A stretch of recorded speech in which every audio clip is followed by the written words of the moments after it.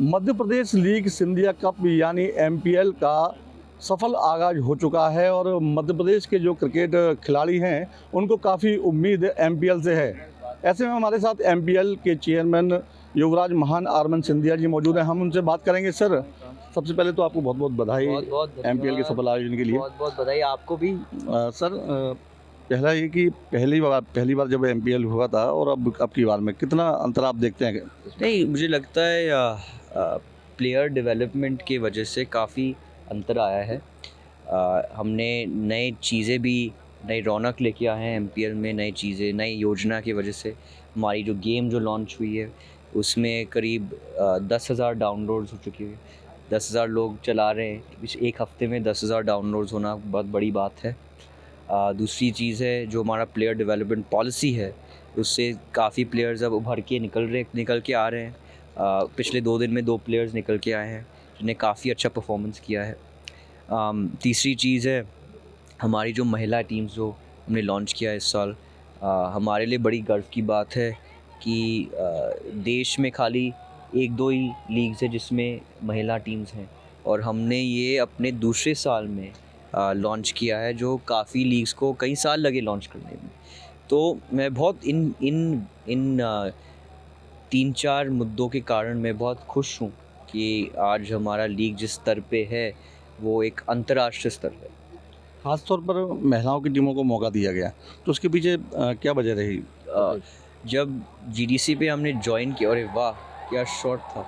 जब हमने ज्वाइन किया था, तो मैंने ज्वाइन किया था और ये एक मुद्दा निकल के आया था महिलाओं से कि हमारे लिए कुछ नहीं किया जाता है। तो इसलिए यही सोच और विचार से मैंने सोचा कि पहले साल में सारे पुरुष का मैच करवाऊंगा, और दूसरे साल में मैं महिलाओं का भी टीम लॉन्च करूंगा, ताकि उनको भी थोड़ा महसूस होए कि कोई ना कोई उनके लिए काम कर रहा है। तो ये हमारे लिए एक बहुत बड़ी पॉइंट था, एक सफल होने में बहुत बड़ा पॉइंट था, और मैं बहुत खुश हूँ कि हमने ये मुमकिन करवाया। मध्य प्रदेश से कई क्रिकेटर निकल रहे हैं, आईपीएल में भी गए हैं कई, तो एमपीएल से कितनी उम्मीदें हैं नए भावी क्रिकेटर? उम्मीदें हैं। पिछले साल 8 लोग गए। इस साल में मेरी कोशिश होगी तो 10-15 तो जाएं, और तो यही हमारा सोच है। और खाली आईपीएल में नहीं, मैं तो चाहता हूँ हमारे देश में अलग फॉर्मेट्स में भी खेले, खाली आईपीएल में नहीं। तो यही एक मंच होगा जिसके द्वारा ये जो प्लेयर्स हैं उभर के निकलेंगे, स्काउट्स देख पाएंगे ऑनलाइन टीवी पे। जियो पे भी अब हमारा व्यूअरशिप है, करीब 10 लाख लोग देखते हैं जियो पे। तो बहुत बड़ी चीज़ है हमारे लिए, और ये लीग जो है हमारे दिल के बहुत ख़ास है। खास तौर पर भव्यता के साथ आगाज़ हुआ है एमपीएल 2 का।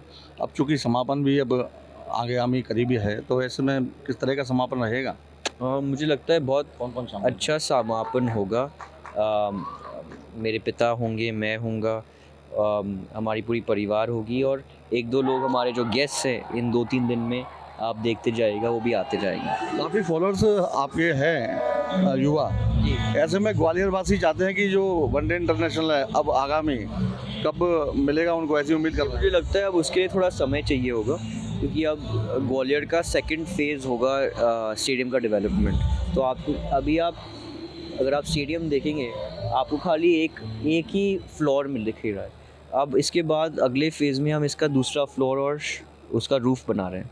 तो अब इस साल हम इस पे काम करेंगे, फिर उसके बाद अब अलग सीरीज़ के इंटरनेशनल मैचेस हम यहाँ लेके आएंगे। आखिरी सवाल आपसे कि जो एमपीएल 2 चल रहा है, तो इसमें सबसे बेहतर किसका प्रदर्शन आपको अभी तक लगा है, इसमें आपको रोमांच आया? मुझे लगता है, वाह! ये देखिए क्या शॉट मारा है। मेरे हिसाब से सब प्लेयर्स ने अपनी 100% दी है, लेकिन